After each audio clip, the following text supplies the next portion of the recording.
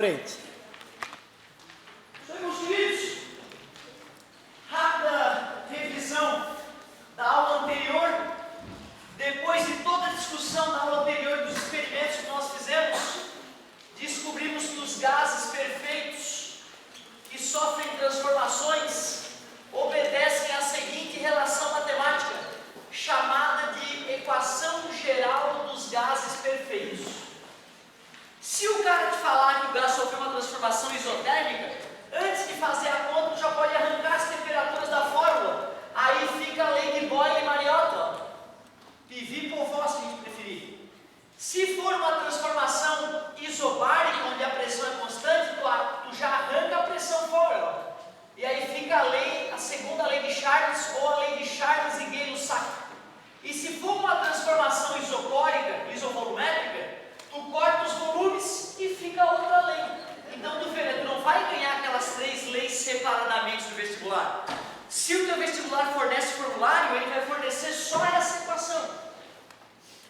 E no final da aula passada, nós estávamos discutindo do que depende o P vezes V sobre T ser uma constante, do que depende esta constante. E aí no final da aula eu te mostrei que se eu tivesse 180 gramas de água, de H2O, a gente pode calcular o número de mols, fazendo massa sobre mol. Te mostrei que se eu tenho a massa de 180 gramas, calculamos o mol, como o professor de química mostra, 2 átomos de hidrogênio que tem 1 grama por mol, mais 1 átomo de oxigênio, que tem 16 gramas por mol, dá 18 gramas por mol. A gente chama de molécula grama, ou popularmente de mol. Divide e dá 10 mols. Não custa lembrar que 1 mol é aquele número absurdo, 6,02 vezes 10 na 23 coisas, que aí no caso seriam moléculas, mas assim como uma dúzia é 12, uma centena é 100, 1 mol é esse número absurdo. 1 mol, por exemplo, dessa tampa de caneta cobriria Erechim de norte a sul, de leste a oeste, com mais de média altura de tampa de caneta. Só essa tampa de caneta. Amigo, me vê 1 mol dessa tampa de caneta? Distribui aqui em Erechim. Cobre Erechim toda. Absurdo, cara? Difícil aceitar o que é 1 mol, 1 mol é uma coisa muito assustadora. Legal. Quando nós fomos começar a tentar entender do que dependia a constante P vezes V sobre T, a gente percebia que trabalhando com 1 mol de átomos de gás, a constante dava um certo valor. Quando eu dobrava a quantidade de moléculas de gás que eu aprisionava para fazer o experimento, a constante também dobrava. Se aumentasse 10 vezes o número de mols, nós percebemos que a constante também aumentava 10 vezes. Ou seja, em laboratório se percebeu que o P vezes V sobre T era diretamente proporcional ao número de mols de gás com o qual estávamos trabalhando. Mas peraí, se P vezes V sobre T, pressão vezes volume dividido por temperatura, de qualquer gás, é proporcional ao número de mols de gás com o qual eu estou trabalhando, se triplica esse resultado, é porque triplicou esse. Se esse aqui aumenta 1000 vezes, é porque esse aumentou 1000 vezes. Então a única explicação é que P vezes V sobre T dividido pelo número de mols é uma constante, mas não é qualquer constante, é a constante universal dos gases perfeitos. Não dá para acreditar de certa forma. Tu pega qualquer quantidade de gás, bota em qualquer pressão, qualquer volume, qualquer temperatura que tu queira, faz essa maldita conta e dá sempre 8,3. É como se a gente tivesse descoberto o número que Deus usou para projetar os gases. É como se a gente tivesse entendido a mente do Criador. É algo quase religioso. Se eu digo que que P vezes V sobre T, dividido pelo número de mols, divisão de fração é a primeira. Se isso dá a constante que a gente vai chamar de R, eu posso pegar esses dois denominadores que estou dividindo e passa para lá. P vezes V igual a nRT, a famosa equação de Clapeyron.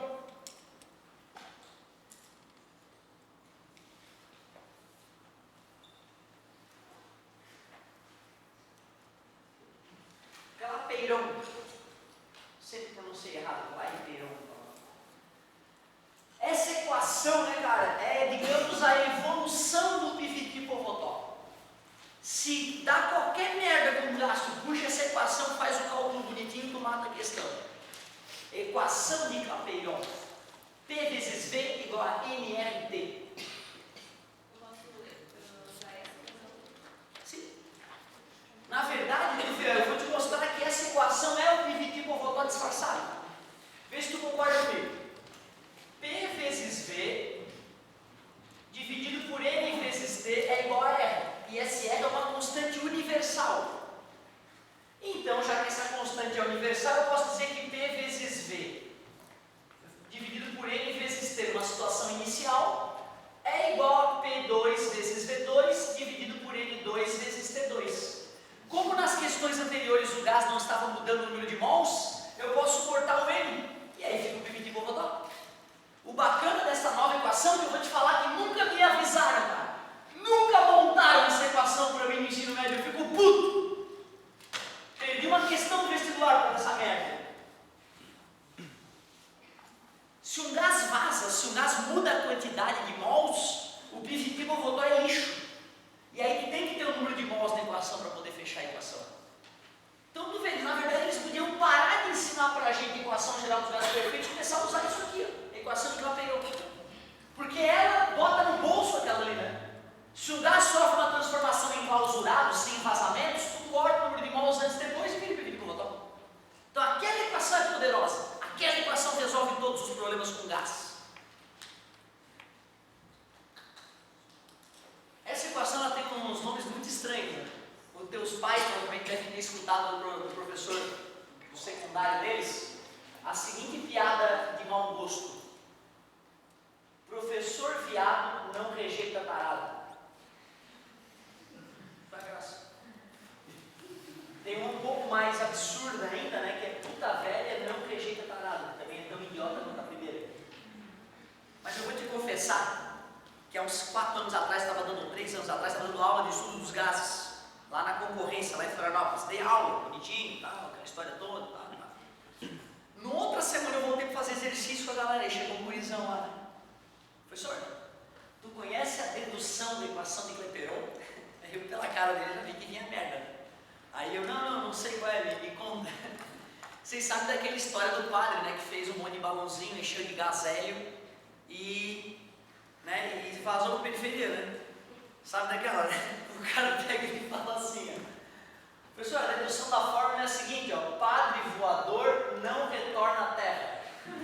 Cara, o que tinha acontecido naquela semana, bicho? Eu dei aula num dia, no outro dia, praticamente, o cara me nasce com essa dedução maravilhosa, né, cara? Aí realmente eu tenho que tirar o chapéu pro cara. Padre voador não retorna à Terra. É como essa equação é conhecida atualmente, depois que o querido padre, né, não conseguiu usar o GPS e se atrapalhou lá e não voltou. Certo, meus queridos? Vamos fazer um exemplo aí? Vamos fazer um exemplo? Outra, deixa eu te contar um outro detalhe, ó. A constante universal dos gases, ela se apresenta geralmente com dois valores. 8.3, deixa eu ver aqui as unidades. Atmosfera, Pascal, sistema internacional, né? Pascal, metro cúbico por mol Kelvin. Às vezes a constante universal dos gases perfeitos aparece como 0,082 atm litro mol Kelvin. E uma pergunta clássica, né, que me aparece sempre é: professor, qual que eu uso? Tá de sacanagem, né? Tá de sacanagem. Deixa eu te dar a dica então. Se a pressão foi em Pascal metro cúbico, o número de mols em mols e o Kelvin em Kelvin, temperatura, né? Tu usa essa. Mas se a pressão for em atmosferas em litro, o volume, tu usa essa. Ou seja, na verdade é uma pergunta que não cabe, né? Professor, qual que eu uso? É só olhar para a parte de trás, né, meu querido? Se tu olha para a parte de trás, tu sabe se tu usa essa ou aquela. E o vestibular vai te fornecer a adequada, fica tranquilo. Vamos fazer uns exemplozinhos? Vamos fazer uns exemplos de equação de Clapeyron? E aí eu vou liberar para vocês fazerem perguntinhas. Perguntinhas não necessariamente sobre a matéria de hoje, né? De preferência sobre a matéria da aula passada. Ou questões quaisquer das matérias passadas, né? Do vestibular que não conseguiu resolver. Uma questão de Olimpíada de Física aí, que é aquela que rebenta qualquer professor. Eu vou ficar feliz de resolver para ti. Exemplos então. Exemplos. Imagine o seguinte: eu digo que um gás está sob uma pressão de 10 atmosferas e o número de mols desse gás são 5 mols. 5 mols de gás. Digo que a temperatura na qual o gás se encontra é 127 graus Celsius. E eu vou lá e pergunto: que volume esse gás está ocupando? Que volume esse gás está ocupando? Me ajudem, por favor. Vou pegar a nossa querida equação de Clapeyron. Pressão 10. O volume que o gás ocupa é a pergunta que foi feita. Número de mols 5. Fala, qual é o R? Ah, legal. Como eu falei, a pressão em atmosfera e o volume em litros tem que ser o 0,082. E a temperatura? Tava louco para escutar 127, ia surtar na tua frente já. 127 mais 2, 103, como foi feito na aula anterior. 10 mais 1, 10 mais 1, 400 Kelvin. 400 Kelvin. Alguma dica antes de começar a multiplicação? Simplificar na hora, né? No quarto meio? Eu vou dividir por 5 à direita, vou dividir por 5 à esquerda, vai dar 2. Vou dividir por 2 à esquerda, vou dividir por 2 à direita, vai dar. Então a conta que restou foi multiplicar 0,082 por 200. Multiplicar por 100 primeiro. 8,2 vezes 2, 16,4 litros é o volume ocupado por este gás. Simples assim. Claro que eu estou fazendo a questão do ponto de vista matemático e físico, não teve enunciado, não teve enrolação no português da questão. Então eu estou te dizendo que se tu for um bom leitor e tiver matemática básica em dia e conhecer o nome das letrinhas, tu consegue matar a questão que envolve a equação de Clapeyron. Uma questão que tem no material material dos intelectos, aí é uma questão bonitinha, ó, que foi uma questão que me incomodou quando eu estava no terceirão. Dizia assim a questão: um gás está fechado no recipiente. Ele tem uma certa pressão. Abre-se o recipiente e o gás vaza de tal forma que 20% do gás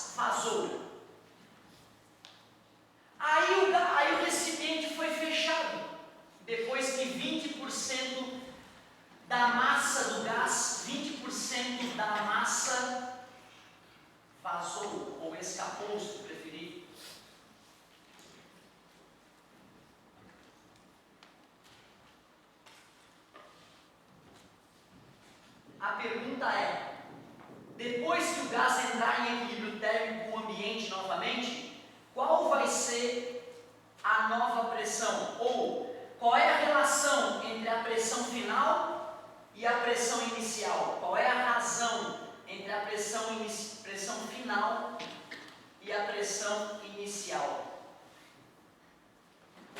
Mudei um pouquinho os dados ali, tá? Mudei um pouquinho os dados. Então a questão é simples, né? Tinha lá um recipiente, tinha gás dentro do recipiente, abrimos o recipiente, vazou 20% da massa do gás e eu fechei o recipiente.